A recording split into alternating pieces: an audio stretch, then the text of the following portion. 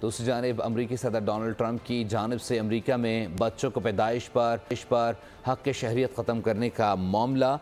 भारतीय ज़ाद अमरीकियों ने कबल अज़ वक्त बच्चों की पैदाइश कराना शुरू कर दी हैं। अमरीका के अस्पतालों में सी सेक्शन के लिए कतारें लग गई हैं। एग्जीक्यूटिव ऑर्डर के तहत 20 फरवरी पैदाइश पर हक़ शहरियत के खात्मे की आखिरी तारीख है। डॉक्टर्स ने कबल अज़ वक्त पैदाइश के लिए बिला ज़रूरत सी सेक्शन को ज़िच्चा बच्चा के लिए ख़तरनाक करार दे दिया है।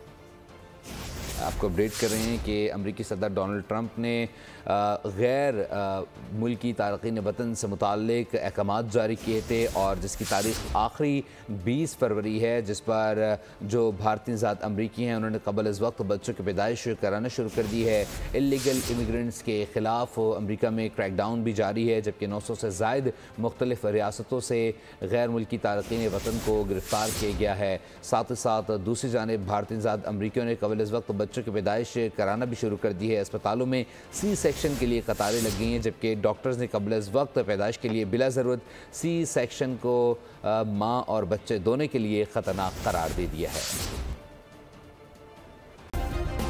सब्सक्राइब करें और बेल दबाएं ताकि कोई खबर रह न जाए।